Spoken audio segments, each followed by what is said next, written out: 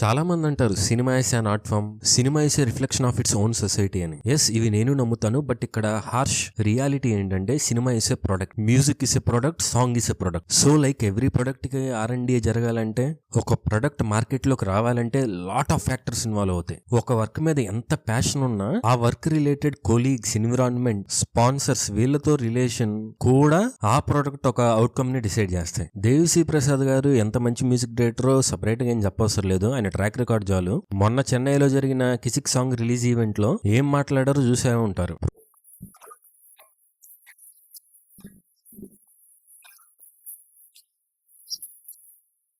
Producer గారి మీద frustration చూపించారు. ఫస్ట్ నుంచి పుష్ప మీద ఉన్న కంప్లైంట్ ఏంటంటే టూ లేట్ అని. దానికి రీజన్ దేవిశ్రీ ప్రసాద్ గారు అని కూడా అంటారు. బ్యాక్గ్రౌండ్ మ్యూజిక్ డిఎస్పీ గారు కాకుండా ఇంకెవరికో ఇచ్చారు, టైం కి సరిగ్గా డిఎస్పీ ఇవ్వట్లేదని. మేబీ ఈ రీజన్ వల్ల ఫ్రస్ట్రేట్ అయి ఉంటారు బాగా. వేరే directors re recording background music చేస్తున్నారని దేవిశ్రీ ప్రసాద్ గారికి అసలు ప్రొడ్యూసర్స్ చెప్పారా అనేది పెద్ద క్వశ్చన్ మార్క్. వాళ్ళ మధ్య అండర్స్టాండింగ్, కోఆర్డినేషన్ ఉండుంటే మేబీ డిఎస్పీ గారు అలా పబ్లిక్ గా అనరేమో. ఒకసారి ఏదో ఇంటర్వ్యూలో తమన్ గారు అంటారు, ఒకే సినిమాకి ఒక మ్యూజిక్ డైరెక్టర్ పెట్టి సాంగ్స్ చేయమని, మళ్ళీ బ్యాక్గ్రౌండ్ మ్యూజిక్ ఇంకొకరిని తీసుకుంటే ఆ ప్రాసెస్ నాకు నచ్చదు. అది ఎలా ఉంటుందంటే పెళ్లి ఒకరితో ఫస్ట్ నైట్ ఒకరితో అన్నట్లు ఉంటది అని చెప్పి అన్నారు. మరి పుష్ప 1 తర్వాత ఫస్ట్ నుండి డిఎస్పీ గారు మ్యూజిక్ అని ఇప్పుడు ఒకళ్ళు కాదు మల్టిపుల్ పీపుల్ ని బ్యాక్గ్రౌండ్ మ్యూజిక్ చేస్తున్నారు పుష్ప 2. ప్రెసెంట్ అయితే Thaman and Sam CS confirm అయ్యారు. సో డిఎస్పీ గారు కూడా మేబీ ఇక్కడే చాలా హట్ అయి ఉండొచ్చు. బ్యాక్గ్రౌండ్ మ్యూజిక్ ని చాలా లైట్ తీసుకుంటారేమో అనిపించింది ఒక్కోసారి. లైక్ సినిమా అంతా తీసేసాక, ఎడిట్ అంతా అయిపోయాక మ్యూజిక్ డైరెక్టర్కి ఇస్తే ఆ మ్యూజిక్ డైరెక్టర్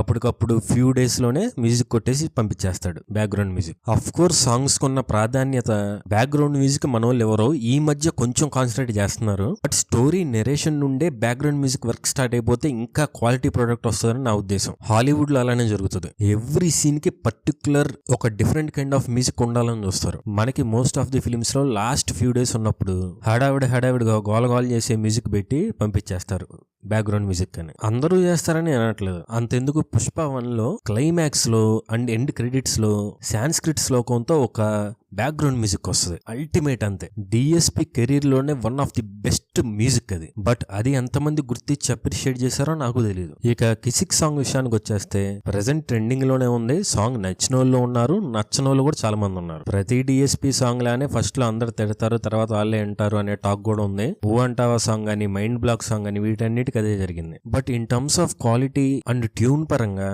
డిఎస్పీ చేసిన అల్టిమేట్ ఐటమ్ సాంగ్స్ లో మేబీ వీకెస్ట్ సాంగ్ ఇదే.